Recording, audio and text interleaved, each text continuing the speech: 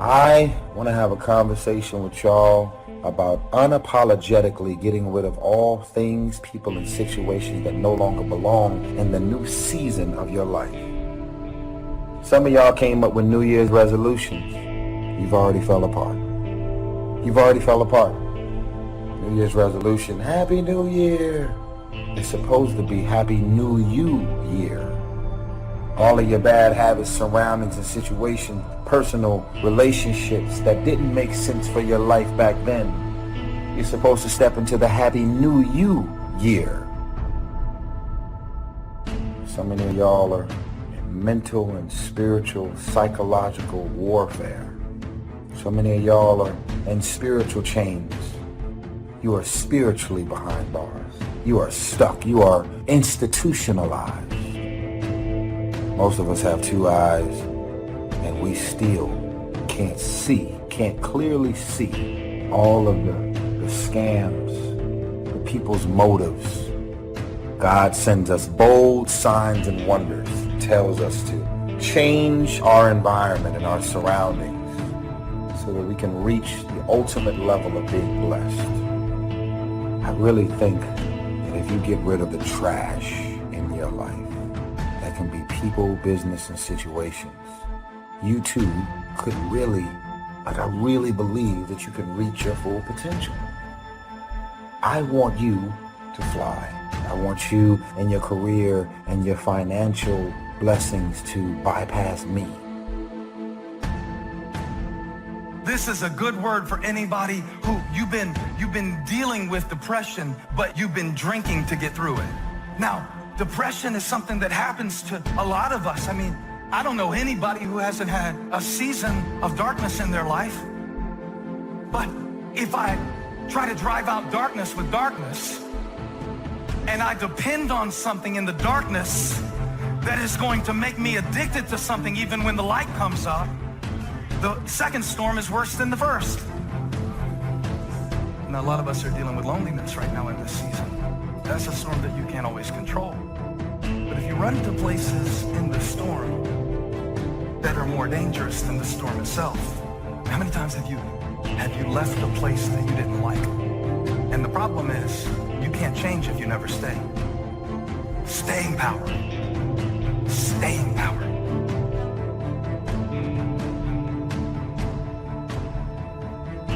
A subject that altered my life forever. It was just unbelievable.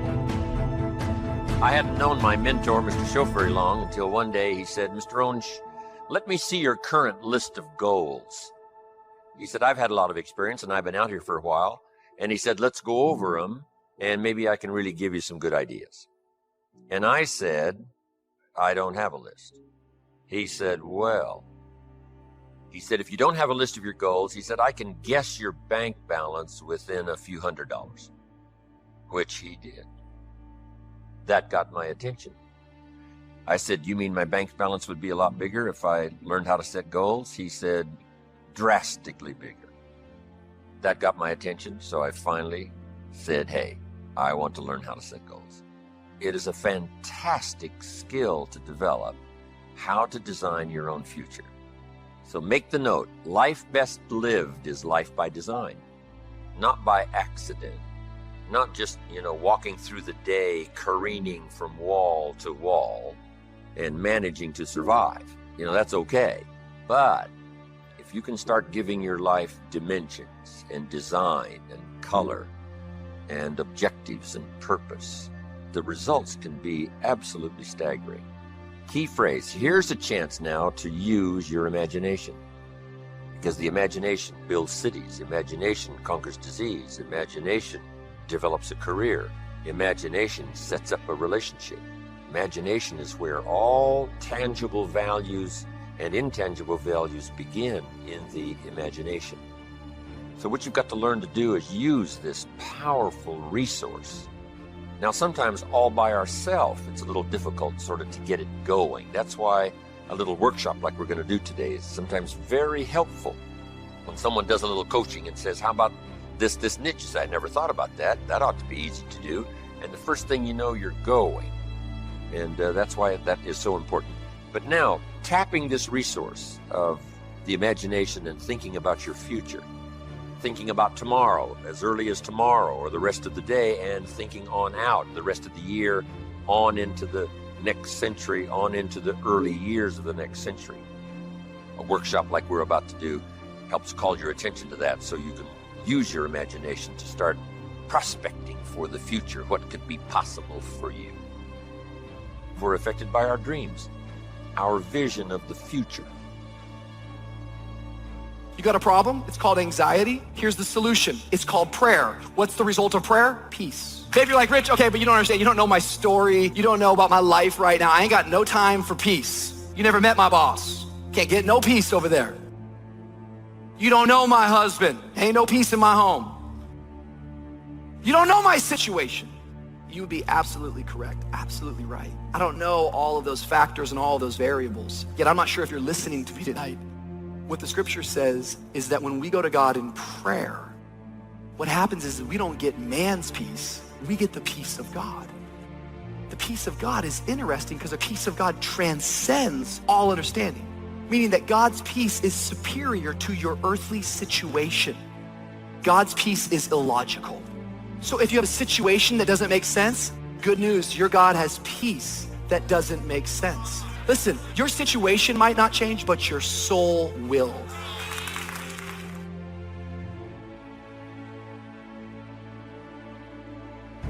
When what you were guiding by goes away and every day just looks the same and feels the same, now I get the feeling like this is endless. Now I get the feeling like maybe these chains are never gonna break. This storm is never gonna cease. What you go through doesn't determine where you end up. What you go through doesn't determine where you end up. Who you listen to determines where you end up. Because I think right now you are walking through a valley between two voices. One is wisdom, one is worry. One is gratitude, one is grumbling. One is blame, one is faith. Wait a minute. The opposite of faith is doubt. No. Doubt doesn't keep you from having faith. Doubt gives you something to have faith for. But blame will block faith every time. Blame will always block faith. You want to make sure that the greatest pull on your life is the pull of the future. Some people live in the past and let their life be continually pulled and influenced by the past. And yes, we must remember the past and review the past to make it useful to invest in the future. But here's the key. Make sure that the greatest pull on your life is the pull of the future. Now, if you're skimpy on your dreams, if you're skimpy on your objectives and your purposes, if that isn't very well planned, then it doesn't pull very hard. Then you have more of a tendency to be pulled by the past, or to be pulled apart by events or circumstances, or to be pulled apart by distractions. So in order to save yourself from being pulled apart by distractions or pulled back to the past, you want to now start really designing the future so that the greatest part of your attention and focus and pull, like a magnet, pulls you forward into the future to accomplish your goals. If you take a seed and throw it on the concrete and walk off, the sun just burn it up. Got to have dirt put on top of it. In my mind, it doesn't make sense that to grow something, you should dig a hole, put it down in there, and cover it with dirt. Logically, that don't make no sense to me. But oh, though, see, dirt is necessary for growth and development. Dirt builds character. Dirt gives you the push-through factor.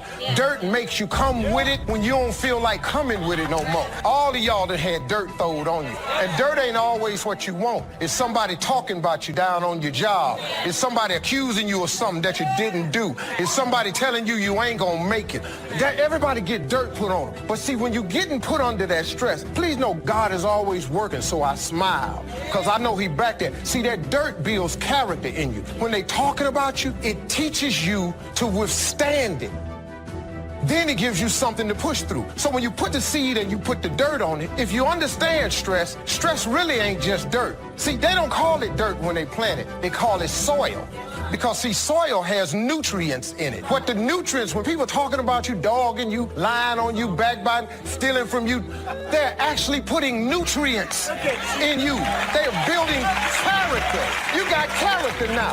And now the dirt is necessary so you can prove yourself. Everything you see above ground that blossoms and plants and grows and that's beautiful, it was underground one time. But if you're weak in learning to set goals, if you haven't really worked on this that we're going to work on, then that is a solution you need to consider. Goals are like a magnet. They pull. The stronger they are, and the more purposeful they are, the bigger they are, the more unique they are, the stronger they pull. If you have excellent goals and high dreams, here's what they also do. They pull you through all kinds of down days, down seasons. They pull you through a winter of discontent. They pull you through distraction on every side that says, look here, look here, look here. Strong, powerful dreams like a magnet pull you through that. Strong dreams and goals pull you through a disaster. Some people get swallowed by the disaster because they have nothing on the other side of the disaster to pull them through. A bad day can almost overwhelm you if you don't have something really purposeful to go for at the other side of that day. At the other side of the difficult time, at the other side of the down time. If you've got plenty out there to attract and pull, it'll pull you through all these things. And very little of it will attach itself to you. You'll be able to get through some of the most difficult times if you have this spectacular vision ahead of you of where you're going and what you're going to accomplish. Getting through will be easy or easier. So, learning to set goals, it is an incredible experience. Once I learned it, it transformed my life forever. Being here today is an accomplishment of my goals. When I travel around the world and sit on an airplane, I say, I dreamed about this one day. I used to go to the airport and watch the planes fly away, and I said, one of these days, I'll be on one of those planes. I dreamed about it. I dreamed about the other side of the world. I'd never been to Italy, but I dreamed about it. I'd never been to South Africa, but I dreamed about it. Sure enough, step by step and country by country and flight by flight, I started checking them off my list. It was the most exhilarating feeling.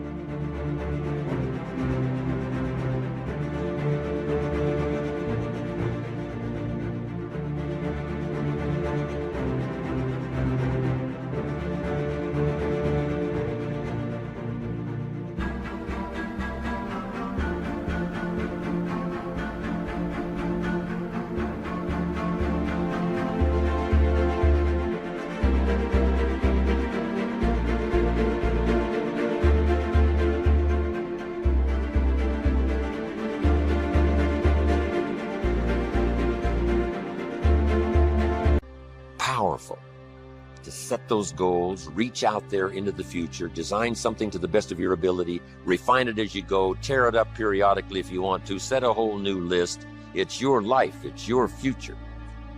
But now I would like to do it in a very simple, easy manner that you can follow, so that you can use it for the future to pass on to your children, or if you got a little group that you train and teach, or your management and salespeople, you can use this with others. So what I'm going to go through with you here is sort of a model. Sort of, if I rush you just a little bit on getting through this model, at least I will leave you with the model that you can use later. And not only use later, but use later to pass on to someone else in some manner. So, having laid this background now, here's what I want you to do. Get a fresh piece of paper. And this is called now the workshop. And on this workshop now, I want you to write down the question and then do the exercise. First question, list what 5 things have you accomplished that you're already proud of? What 5 things have you already accomplished that you're proud of? Now, primarily what this is for is to, give you credit for what you've already accomplished. Shoaff said to me, Mr. Rohn, you've already been setting goals. You've already gone for something and you've achieved it. but you've probably done it haphazardly. You haven't done it with a real plan in mind, and you've accomplished some things. Now, if you start deliberately doing it, can you imagine how you can multiply the effect by 5, by 10, by 20, by 100? I finally got the message. So first of all, he wanted to make sure I got credit for the things that I had already accomplished, especially in my own mind. You know, whether it's an accomplishment to someone else doesn't matter now, just so you recognize it for yourself. Now that you've done that little workshop, here's the second question. This is going to take some time now. What do you want in the next 10 years? What do you want in the next 10 years? Now, under this, what do you want in the next 10 years? That is the question. I want you to make a list of at least 50 items. Now, here's what I want you to do. I want you to just write as fast as you can. Don't give any much detailed thought to it, of what you want in the next 10 years. And just let your mind run free. Now, also remember this. This is not what you think you can get. This is what you want. If it all fell into place and you could have everything you wanted in the next 10 years, what would you take? If somebody promised you can have anything you want in the next 10 years, what do you want? I want you to approach it that way, because it's not important to think, what do I think I can get? I want you to now think about what you want in the next 10 years. And put them one under the other, not side by side, but one under the other, because we're going to do something with this list when you finish. You don't have to just be shortchanged on this list. I mean, this list can go on and on and on.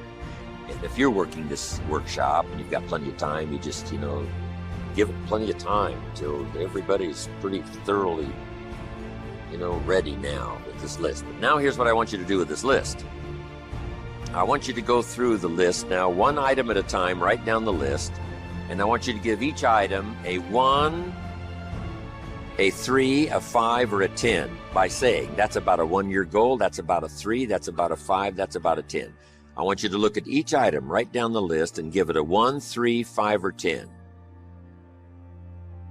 Now, here's what I want you to do with this list. I want you to look at each item that you've numbered number 1, and I want you to pick out the 4 most important and identify them somewhere. Either make a new list of the 4 most important 1-year goals, or circle them, or put a star or something beside it. What are your 4 most important 1-year goals?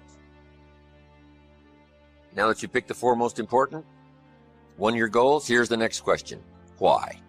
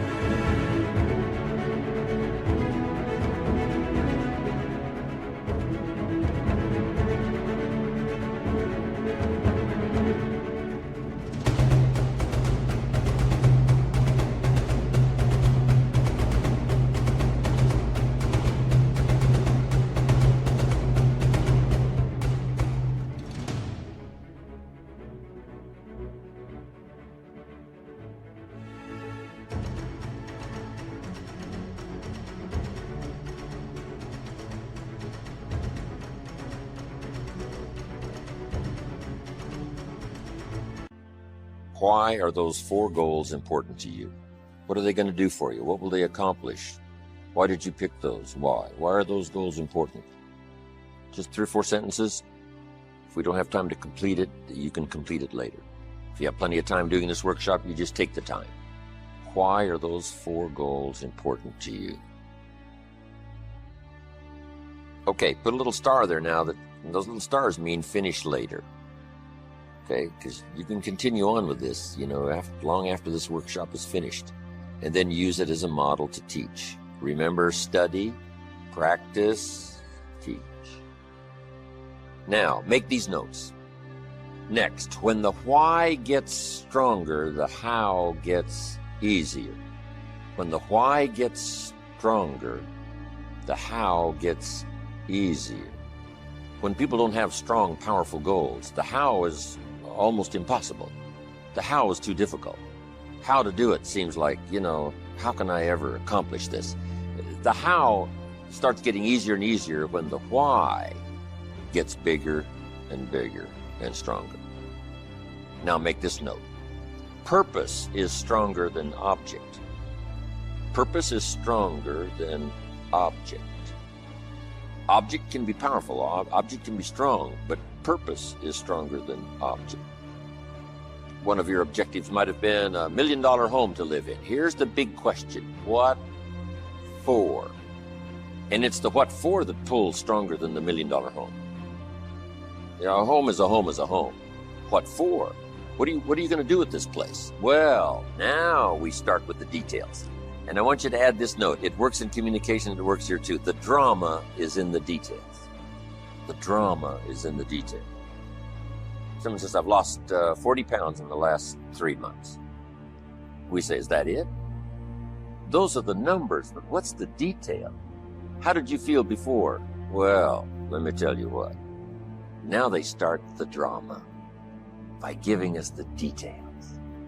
How do you feel now? Wow, what a difference, 40 pounds later. And this person starts to describe what it's like now versus what it was like before. The drama is in the details. This is what you've got to do. $1 million home? What for? So everybody can see it from the street? That's okay, but there's got to be some more reasons. What do you want to do with this home? And then you start to say, hey, it's going to be the center of activity. You can't believe what's going to go on in this home.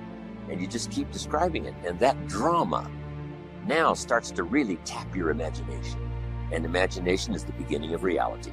You can't imagine how close imagination is to reality until you start practicing this craft of turning nothing into something, imagination into tangible, the real stuff.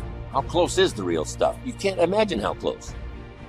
If you start tapping into this resource of your imagination so that your purpose becomes much stronger than the object. The object is powerful and it'll pull, but the purpose is unbelievable.